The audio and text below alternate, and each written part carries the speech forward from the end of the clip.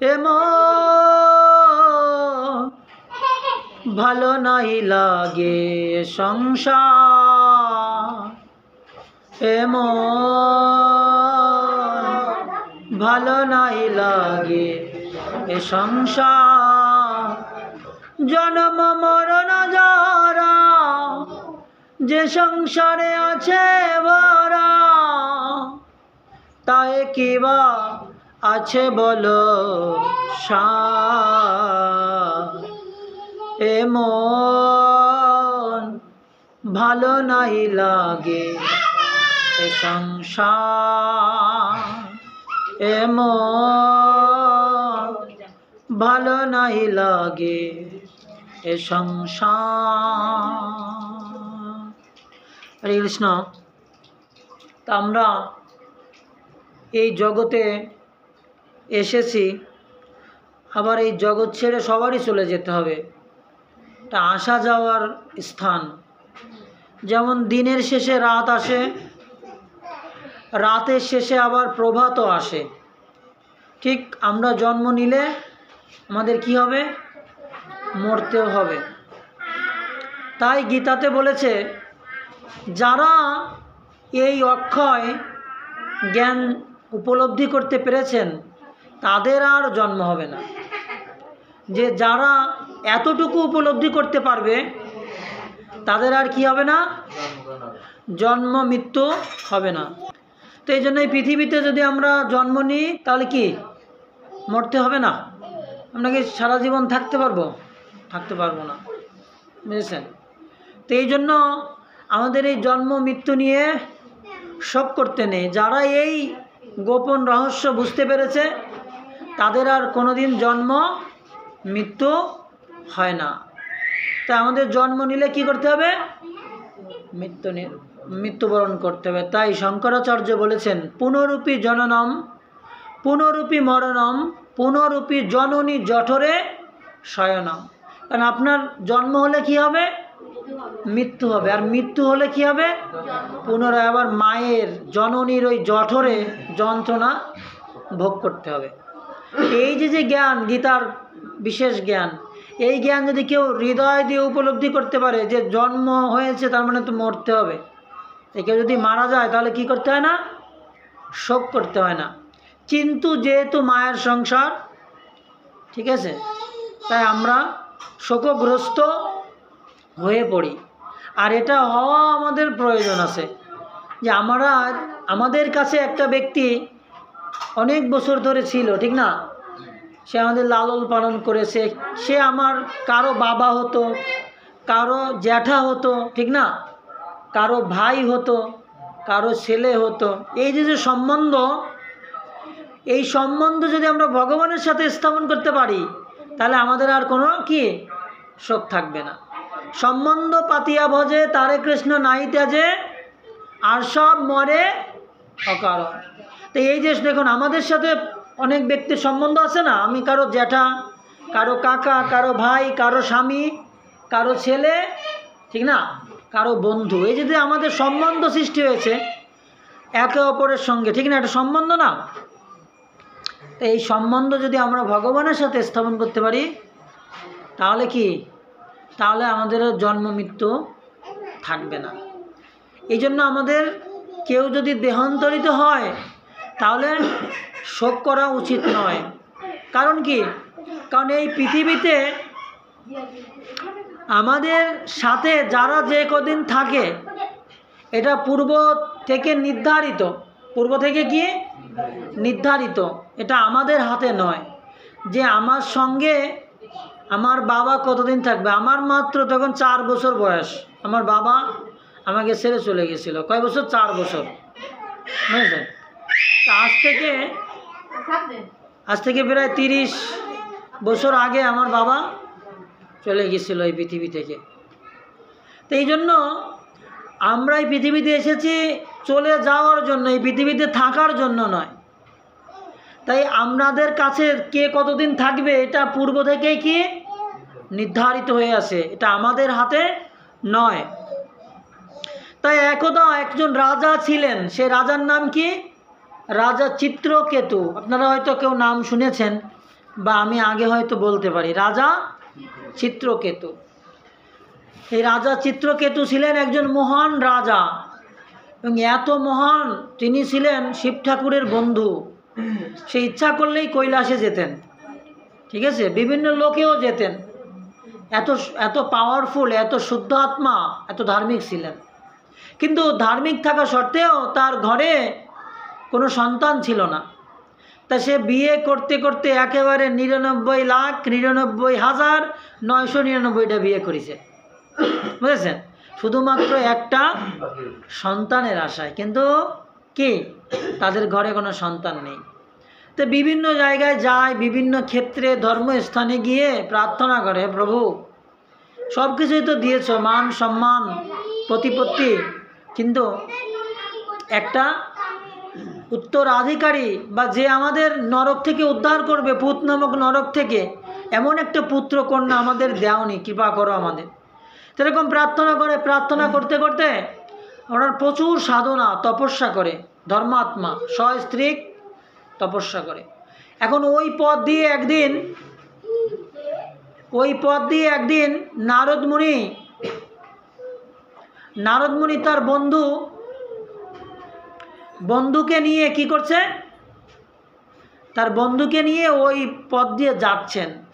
এখন নারদ মুনি বলছে, বন্ধু এখানে একজন ধর্মাত্মা রাজা আছে, চলো আমরা তাকে একটু পরীক্ষা করি যে সে কেমন ধর্মাত্মা, একটু দেখি আমরা, চলো।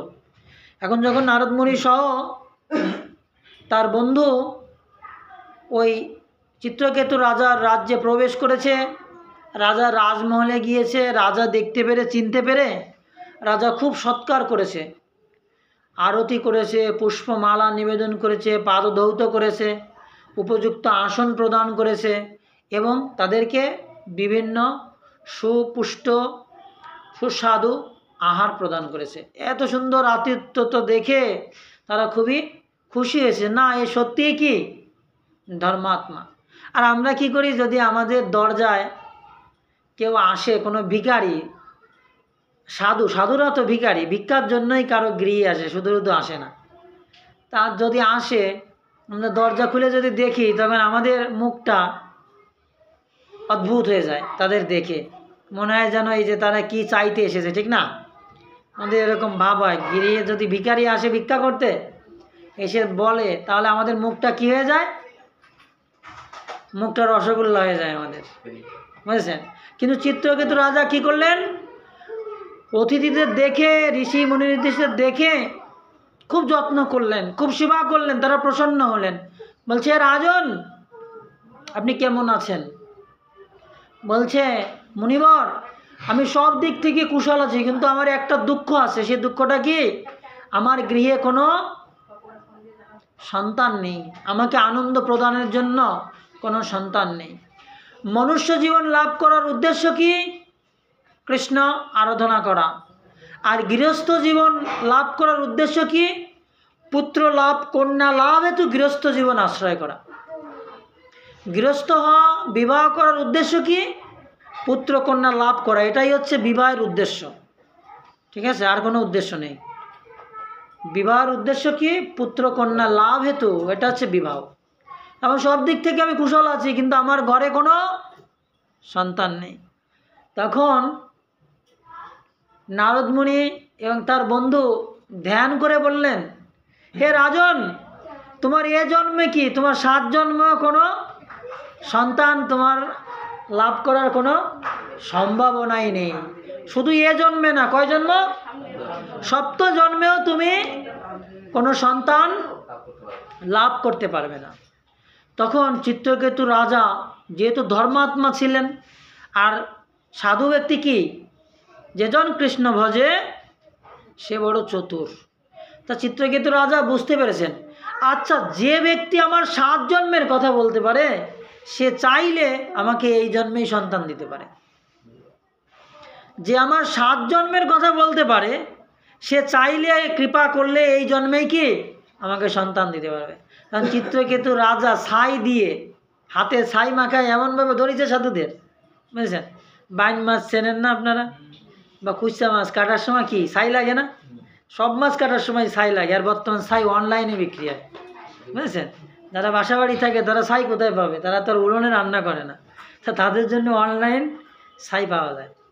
তো ছাই দিয়ে ধরেছে চিত্রকেতু রাজা, হে মুনিবর, আপনি কৃপা করুন, আপনি চাইলে কি অঘটন ঘটাতে পারেন, অনর্থকে অর্থ করতে পারেন। আপনি যেহেতু আমার সপ্তম জন্মের কথা বলছেন যে আমার 7 জন্মেও সন্তান লাভ হবে না, তা আপনি যদি কৃপা করেন আপনার মুখের বাক্যের দ্বারা আমার এই জন্মেই সন্তান লাভ হয়। তো এমনভাবে ধরেছে, তখন মুনিবররা ধরা খেয়ে গেছে। এখন বলছে, রাজন দেখো, তুমি যদি সন্তান লাভও করো তুমি সুখের থেকে দুঃখ বেশি পাবে। তখন বলছে, আরে মুনিবর, দুঃখ টুক্ষ পরে দেখা যাবে, আগে তো সুখ ভোগ করি, দুঃখ টুক্ষ পরে দেখবানি, আগে আপনি আমাকে একটা সন্তান প্রদান করেন। বলছে, রাজন তুমি আবারও ভেবে দেখো, আমি যদি তোমাকে সন্তান প্রদান করি তুমি যে সুখ পাবে তার থেকে 1000 গুণ কি দুঃখ পাবে। বলছে, মুনিবর ওসব আমি কিছু চাই না, আপনি আমাকে সন্তান প্রদান করেন। তখন নারদ মুনির যে বন্ধু, ঠিক আছে, উনি কি করলেন, পর্বত মুনি, উনি কি করলেন, একটা যজ্ঞ করলেন। যজ্ঞ করে ওই যজ্ঞ থেকে এক বাটি মিষ্টান্ন চূড়া, ঠিক আছে, পরমান্ন তাদেরকে দিলেন। রাজা কি করলেন, তার প্রথমা স্ত্রীকে ওই পায়েস দিলেন এবং সে ওটা গ্রহণ করার পর যথারীতি সময়ে সে গর্ভবতী হলো এবং একটা পুত্র সন্তান জন্মদান করলেন। সবাই তো খুব আনন্দে আছে, ঠিক আছে, এত আনন্দ আর ধরে না, রাজা দান ধ্যান করতেছে, খুব আনন্দে আছে, ইচ্ছা মতো সব কিছু করতেছে। হ্যাঁ, এখন ওই যে রাজার বাকি 99,99,999 জন, আর ওই একজনকে দিয়ে কি 1 কোটি, বুঝেছেন, 1 কোটি রানী তার। তা ওই যে 99,99,999 জন রানী বাকি, তাদের তো খুব হিংসা হচ্ছে যে রাজা তাদের কাছে আসেই না, তাদের পূজার সময় শাড়িই দেয় না, এবারের পূজাতে লাল শাড়ি কিনে দাও, কিছুই দেয় না। কেন? খালি ওই ছেলেকে নিয়েই থাকে, আর ওই প্রথম স্ত্রী তাকে নিয়েই থাকে, যেহেতু সে সন্তান দিয়েছে, তাদের দিকে কোনো খেয়ালই দেয় না। এখন তারা ওই ছেলে আস্তে আস্তে 5 বছর বয়স হয়ে গিয়েছে। এখন ওরা ভাবলো আর তো মেনে নেওয়া যায় না, তাহলে ওই ছেলেকেই মেরে দিতে হবে, যেন ওই ছেলেটাই সব কি সুখের মূল আর আমাদের সব দুঃখের মূল, তা ওকেই কি করতে হবে, মূল সহ তুলে দিতে হবে, বুঝেছেন? এখন ওই রানীমারা সুন্দর সুন্দর কালো জাম বানাইছে, বুঝেছেন? এখন বাচ্চাদের কালো জাম প্রিয় কেন? বুড়ো বাচ্চাদেরও কিন্তু কালো জাম প্রিয়, বুড়ো মানুষেরও কালো জাম প্রিয় কি না? আর ছোটো বাচ্চাদের তো ওই কালো মিষ্টি প্রিয়, ওরা কিন্তু অন্য কিছু খাবে না। কোথা থেকে প্রিয় হলো? ওরাও সুন্দর সুন্দর কালো জাম তৈরি করেছে, ওই 99,99,999। ওরা সুন্দর সুন্দর কালো জাম বানায়। এবার ওদেরও তো ছেলে, ওদেরকে বাগানে ডেকেছে, বাবা আসো, চলো আমরা তোমার জন্য সুন্দর সুন্দর মিষ্টি তৈরি করেছি। এখন ওই মিষ্টির ভিতর বিষ দিয়ে দিয়েছে, কালো জাম, আর ওই কালো জাম সুন্দর করে ও খেয়েছে। খাওয়ার পরে কী হয়েছে, বাচ্চাটা মারা গিয়েছে, ওই বাগানেই পড়ে আছে, কোথাও খুঁজে পাচ্ছে না। সারা রাজমহল, সারা রাজ্যে শোকের ছায়া, যে আমাদের রাজকুমার কোথায় গেল, পুত্র কোথায় গেল, খুঁজতে খুঁজতে দেখে বাগানে পড়ে আছে, মারা গিয়েছে। প্রচণ্ড কান্নাকাটি করছে, কে করছে?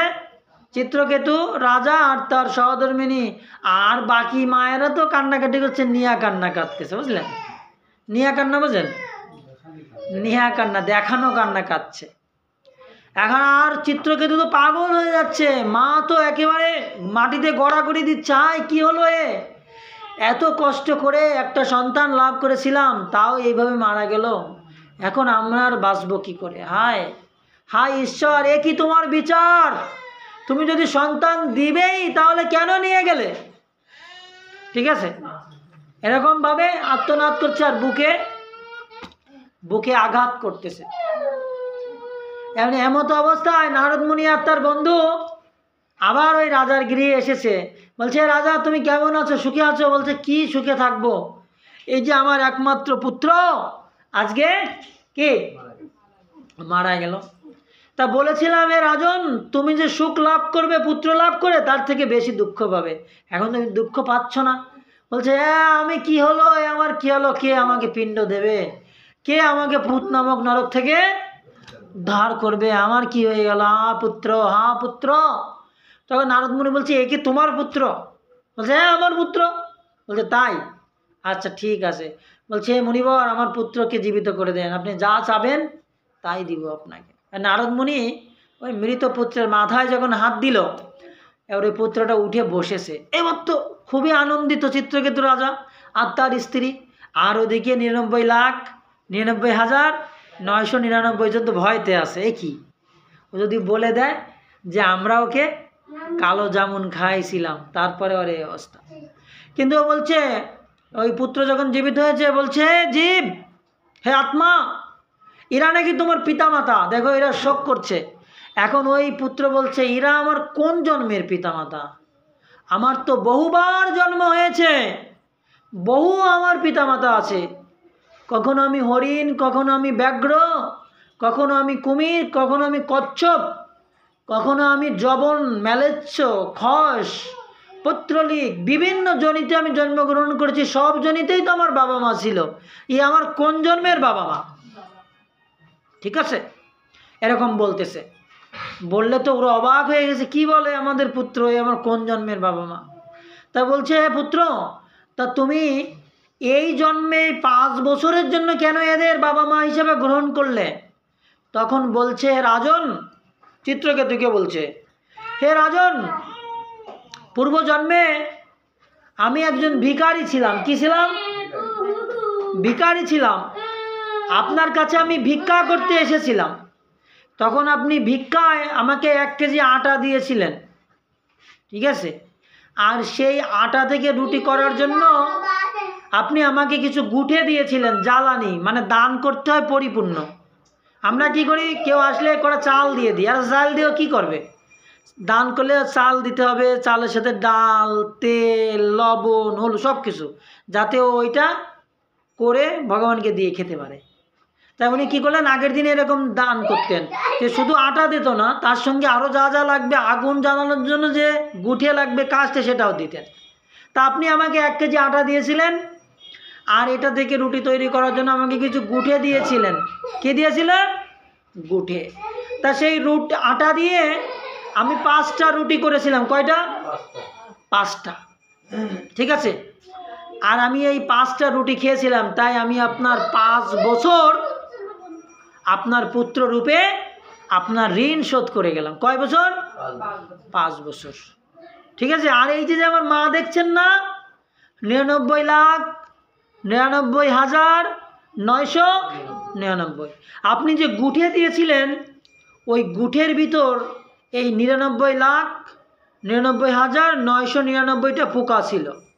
তা আমি যখন আগুন জ্বালিয়েছিলাম, আমি দেখছিলাম না যে এর ভিতর কি আছে, পোকা আছে। তা ওরা ওই আগুনে পুড়ে মারা গিয়েছিল। তাই এই জন্মে ওরা আমাকে বিষ দিয়ে আমাকে হত্যা করেছে।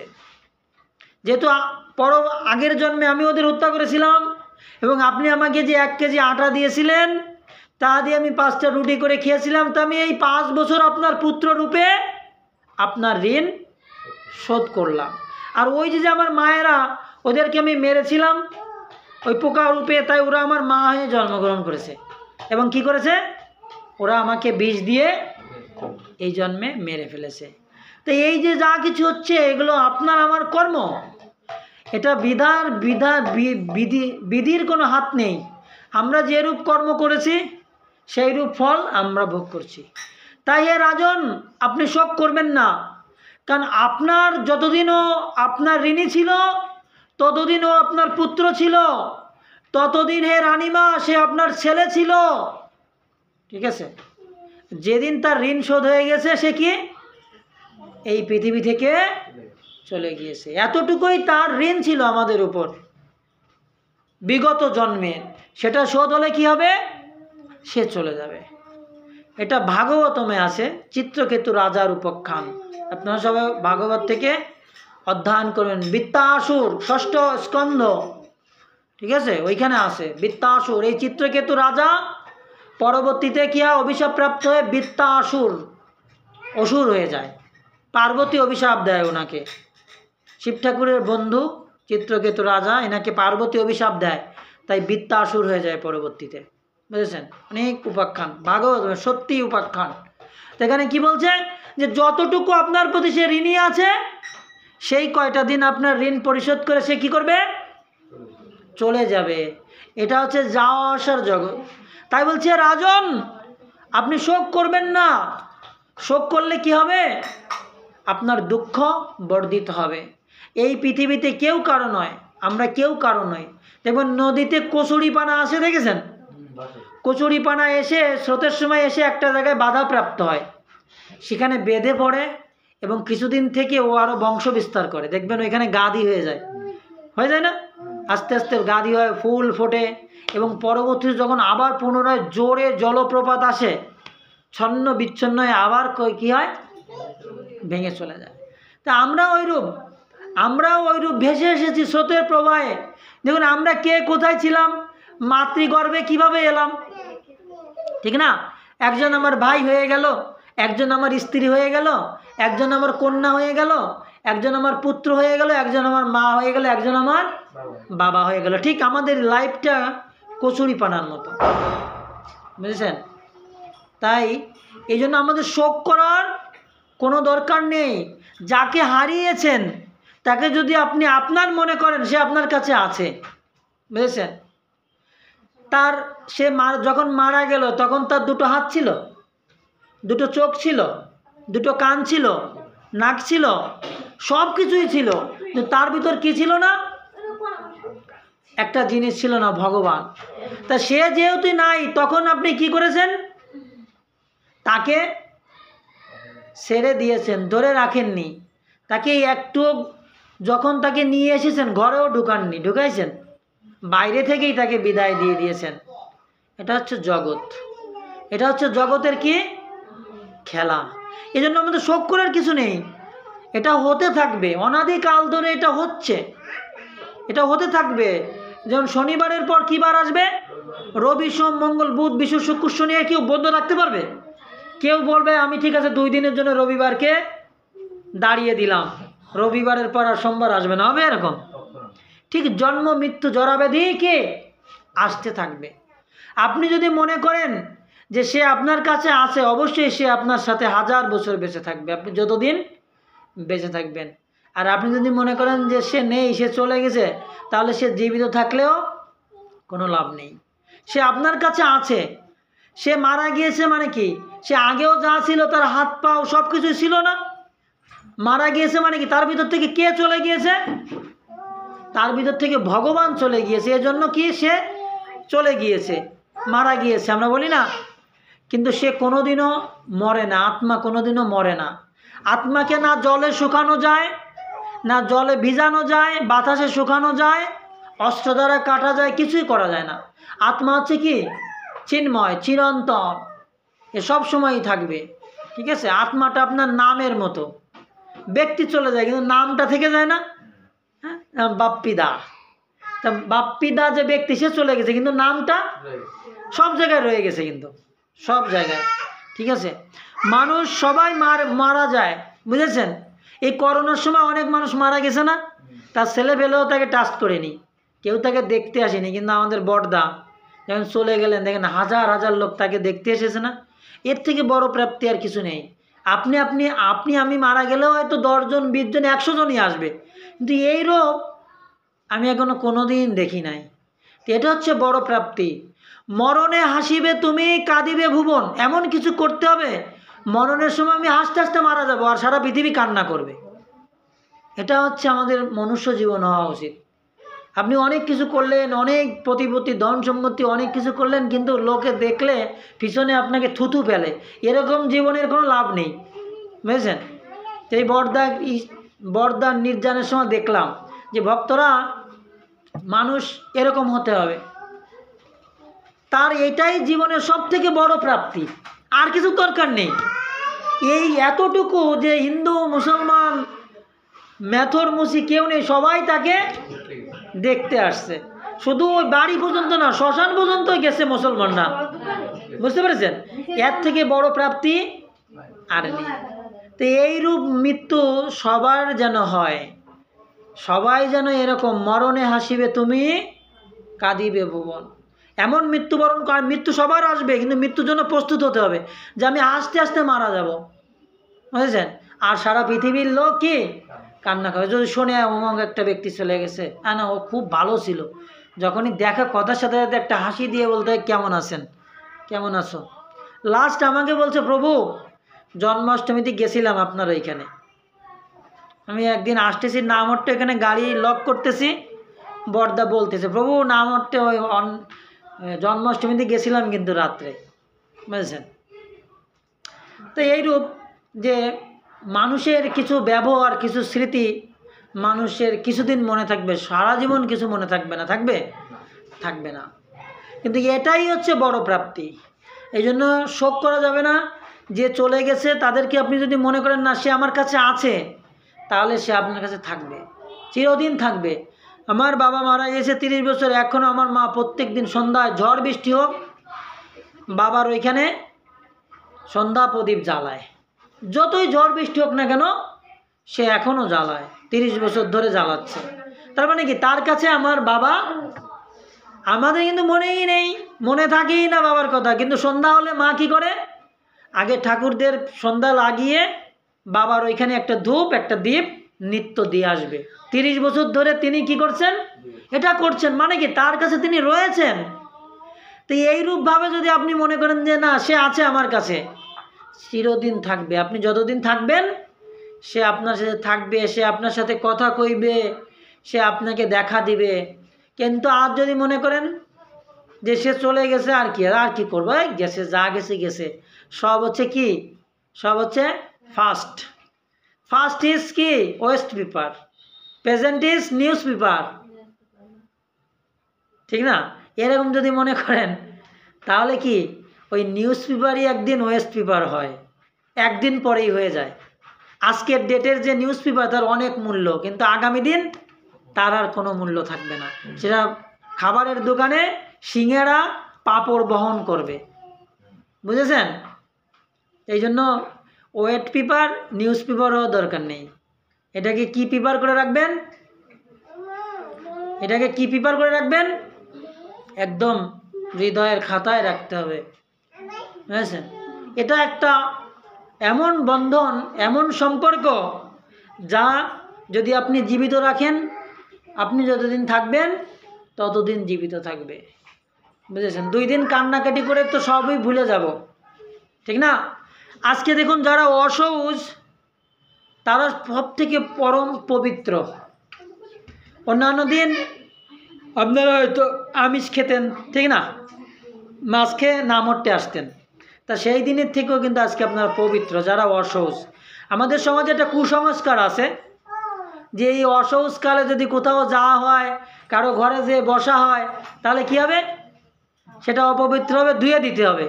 কিন্তু না, আপনি অসহজের আগের দিনগুলো যেমন ছিলেন, আপনি আমিষ খেয়ে এসে যখন বসবেন তখন এটা ধুয়ে দিতে হবে। কিন্তু এখন কি আপনি পরম পবিত্র, এখন আপনি আরও পবিত্র করে দেবেন এই জায়গাটাকে, বুঝেছেন? এই জন্য অসহজ এই কথা বুঝতে হবে।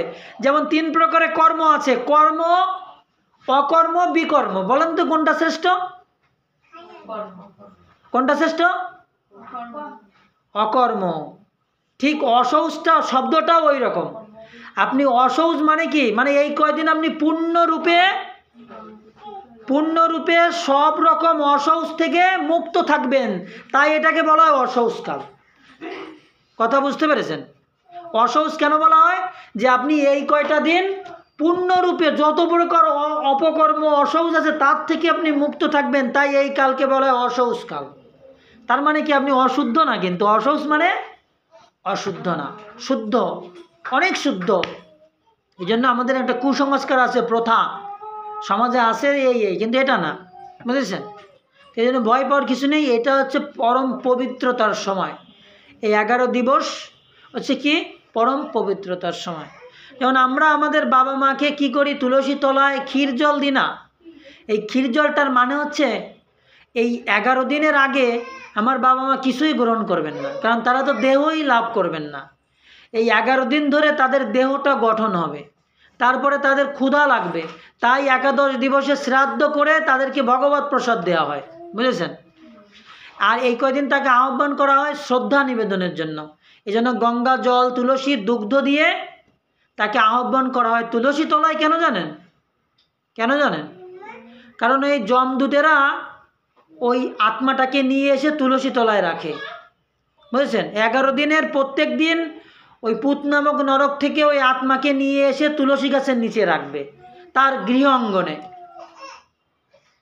এই জন্য তার সন্তানেরা তুলসী তলায় ক্ষীর জল প্রদান করা। ক্ষীর জল অর্থাৎ গঙ্গা জল, তুলসীযুক্ত গঙ্গা জল আর দুগ্ধ, এটাকে কি বলে? ক্ষীর জল। কিন্তু কোথাও কোথাও প্রচলিত আছে তারা কি দেয়? চাল দেয়, কলা চটকায় দেয়, কিন্তু এটা হচ্ছে অপসিদ্ধান্ত। কারণ ওই আত্মা এগুলো কিছুই গ্রহণ করবেন না। তার দেহটা তৈরি হচ্ছে, প্রত্যেক দিন তার এক একটা অঙ্গ তৈরি হচ্ছে। এভাবে 11 দিনে একাদশ ইন্দ্রিয় তার তৈরি হবে, তখন তার ক্ষুধা লাগবে। তাই ওই একাদশ দিনে শ্রাদ্ধ করে ভগবান বিষ্ণুর প্রসাদ তাকে নিবেদন করা হয়, বুঝছেন। এই জন্য তুলসী তলায় ক্ষীর জল দেয়। কেউ কেউ কী করে, তুলসী গাছের ওইখানে একটা বাঁশ পুঁতি এতখানি গুঁচো করে ওইখানে দিয়ে ওইখানে রাখে। এটা সিস্টেম না, তুলসী তলে দিতে হবে, তুলসী গাছের নিচে, বুঝেছেন। কারণ ওই আত্মাটাকে নিয়ে তুলসী গাছের নিচে রাখা হয়, আর তুলসী তলের নিচে মাটির পাত্রে তাকে নিবেদন করতে হয়। কিন্তু সে গ্রহণ করবেন না, জাস্ট শ্রদ্ধা অর্ঘ্য বলে এটাকে, নিবেদন করতে হয়। এই জন্য তুলসী তলে। তাই স্নান করে অবশ্যই তিলক ধারণ করতে হবে, কিন্তু যদি তিলক ধারণ না করে দেন তাহলে কিন্তু আপনার এটা নিবে না। সে তিলক ধারণ, গলাতে তুলসীর মালা থাকতে হবে, এই দুটো, তিলক আর হচ্ছে গলায় মালা, এই দুটো থাকবে। তাহলে কি করতে হবে? আহ্বান করলে তার পুত্র বা কন্যার হাত থেকে তিনি ওটা শ্রদ্ধা অর্ঘ্য গ্রহণ করবেন। উনি খাবেন না, কিন্তু জাস্ট গ্রহণ, আসমন করলে কি খাওয়া হয়? ঠিক উনি ওটা দিয়ে আসমন করবেন। ওনার তো দেহ তৈরি হচ্ছে, এখনও তৈরি হয়নি, খেতে পারবেন না, মানে ক্ষুধাই লাগছে না, তাই উনি কী করেন? ওটা গ্রহণ করে আসমন। এই জন্য তাকে ক্ষীর জল দেওয়া হয়, ক্ষীর জল, বুঝেছেন।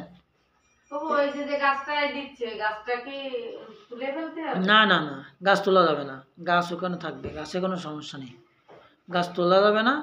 ওখানে 11 দিবস পর্যন্ত আসবেন, ওই যমদূতেরা নিয়ে আসবেন। যেমন কোনো আসামি জেলে থাকে, ঠিক আছে, তার তখন ডেট পড়ে, তখন পুলিশ নিয়ে আসে না, সে কোর্টে নিয়ে আসে না গাড়িতে করে। ঠিক ওই রকম যমদূতেরা পুত নামক নরক থেকে ওই আত্মাকে নিয়ে আসেন প্রত্যেক দিন। তা হচ্ছে সকাল সূর্য উদয়ের পর থেকে 12টা পর্যন্ত, 12টার পরে আবার তাকে নিয়ে চলে যাবে। 12টার পরে দিলে আর কাজ হবে না, কিন্তু যখন সূর্য উদয় হবে সেইখান থেকে 12টা পর্যন্ত, ঠিক আছে। 3 ঘন্টা করে এক একটা সময় নির্ধারণ করা থাকে, মধ্যাহ্ন, প্রাতঃ, ঠিক আছে, পূর্বাহ্ন, এরকম সময় থাকে। তাই সূর্য উদয় থেকে 12টা এর ভিতর দিতে হয়, স্নান আদি করে তিলক ধারণ করে এটা দিতে হবে, এটা হচ্ছে বিষয়। এই জন্য এই অসৌচ মানে, বুঝতে পেরেছেন, অসৌচ মানে হচ্ছে পরম পবিত্র। যেমন কর্ম, অকর্ম, বিকর্ম, শ্রেষ্ঠ হচ্ছে কোনটা? অকর্ম। ঠিক এই অশৌচটা ওই রকম। অশৌচ অর্থাৎ এই কদিন সে সম্পূর্ণভাবে অপকর্ম, সমস্ত অশৌচ কার্য থেকে কি থাকবে? বিরত থাকবে। তাই এটাকে বলা হচ্ছে অশৌচকাল, অর্থাৎ তিনি পরম পবিত্র, বুঝেছেন। দর্শনে পবিত্র করো এই তোমার গুণ। এই একাদশ দিবসে যারা অশৌচ পালন করছে তারা যদি কাউকে স্পর্শ করে সেও পবিত্র হয়ে যাবে। এরকম গরুর পুরাণে এরকম বলছে। এত শক্তি এই 11 দিবসে তাদের ভিতর আধ্যাত্মিক শক্তি জাগরিত হয়, আধ্যাত্মিক শক্তি প্রবেশ করে এই একাদশ দিবসে, বুঝতে পেরেছেন। তো এই জন্য আমাদের এই কুসংস্কার থেকে বেরিয়ে আসতে হবে। অন্যান্য দিন আরও আমরা অপবিত্র থাকি। কেউ যদি আমিষ খেয়ে আসে সে বেশি অপবিত্র, নাকি আজকে যে ব্রহ্মচর্য পালন করছে, শুদ্ধ আহার, সাত্বিক আহার গ্রহণ করছে, সে শুদ্ধ? কে শুদ্ধ? অবশ্যই তারা শুদ্ধ, বুঝলেন। এটা হচ্ছে কুসংস্কার। আমাদেরকে পদদলিত করার জন্য একটা সমাজ এই সিদ্ধান্ত প্রণয়ন করেছে বুঝেছেন? আজকে আপনি দেখুন, যাদের বাবা মা মারা গিয়েছে তারা কেন একটা আসন পেতে বসে? বলেন, এই কথা আমাকে বলেন। সে যদি অশৌচ হয় তাহলে সে আসন পেতে কেন বসে? কারণ কি, সে আসনটা পেতে বসে এই জায়গাটা অশৌচ কোনো কিছু থাকতে পারে, তাই সে আসনটা দিয়ে বসে। তাহলে কি হয়, যাতে সে অসুচি না হয়ে যায়, এই জন্য একটা আসন দিয়ে বসে। এটা আমাদের জানতে হবে, এই কুসংস্কার থেকে বেরিয়ে আসতে হবে। এই জন্য তারা পরম পবিত্র, যারা এই একাদশ দিবস পর্যন্ত পালন করছে, এরা হচ্ছে কি পরম পবিত্র শৌচ। তাই এরা যদি কোথাও বসে, কাউকে স্পর্শ করে, এতে কোনো কিছু হবে না, আরও সে পবিত্র হয়ে যাবে। কিন্তু কিছু আমাদের বিধিমার্গে কিছু বিষয় আছে, যে যেমন ঠাকুরের সেবাকৃত কোনো কিছু তারা স্পর্শ করে না, ঠাকুর ঘরে যায় না, এরকম কিছু বিধান আছে। কিন্তু এটাও অপসিদ্ধান্ত। এই কয়দিন বেশি বেশি ঠাকুরের সেবা করতে হয়, এই কয়দিন বেশি বেশি করে নাম জপ করতে হয়, বেশি বেশি করে ভাগবত অধ্যয়ন করতে হয়। তাহলে কি হয়, ভগবান খুশি হন। বুঝেছেন? এই কয়দিন বেশি বেশি করে আপনি আগে যা করছেন, এই কয়টা দিন বেশি বেশি করে করতে হবে। বেশি বেশি করে ঠাকুরের জন্য মালা গাঁথতে হবে, ঠাকুরের চরণে তুলসী দিতে হবে, মালা গেঁথে গোবিন্দকে দিতে হবে, ভাগবত অধ্যয়ন করতে হবে, হরিনাম গ্রহণ করতে হবে। এই কদিন কী করতে হয়, আরও বেশি বেশি করে করতে হয়। বুঝেছেন? কিন্তু আমরা নিজেদেরকে তুচ্ছ মনে করে, ক্ষুদ্র মনে করে আমরা ঠাকুরের সেবা থেকে নিজেদেরকে বঞ্চিত রাখি, কিন্তু এটা কিন্তু অপরাধ, সেবা অপরাধ। বুঝেছেন? ভগবানের সেবা কোনো অবস্থাতেই কি বন্ধ করা যাবে না, ভগবানের সেবা কন্টিনিউ চলতে থাকবে। বুঝেছেন? এটা হচ্ছে বিধান শাস্ত্রের। তাই জন্য আপনারা সুস্থ থাকুন, ভালো থাকুন। শোক করতেই হবে, কিছুদিনের জন্য শোক থাকবে, কিন্তু এমনভাবে শোক করুন যেন তার কল্যাণ হয়। তার কি হয়? যেন তার কল্যাণ হয়। বুঝেছেন? ভগবানের নাম করতে করতে কান্না করুন তার জন্য, ভগবানের কথা শুনতে শুনতে তার জন্য কান্না করুন, প্রার্থনা করুন যেন সে যেন তার উপযুক্ত স্থান প্রাপ্ত হয়, সে যেন ভগবানের কৃপাপাত্র হয়, ভগবানের কৃপা লাভ করে। এরকমভাবে শোক করতে হবে। বুঝেছেন? তাহলে কি হবে, কল্যাণ হবে। কারণ এই পৃথিবী আসা যাওয়ার, আমরা এসেছি আবার কি আবার চলে যাব, আসা যাওয়ার মাঝে। কারণ এই পৃথিবী সুখের জায়গা নয়, এটা দুঃখের জায়গা। দুঃখালয়ম অশাশ্বতম, এখানে কোনো কি শান্তি নেই। আপনি এসি রুমে থাকেন, আপনার নন এসিতে থাকতে কষ্ট হয়, কিন্তু যখন বিদ্যুৎ চলে যায়, মনে করেন আপনার আইপিএস আছে, মনে করেন 5 দিন বিদ্যুৎ নেই, আইপিএস চলবে?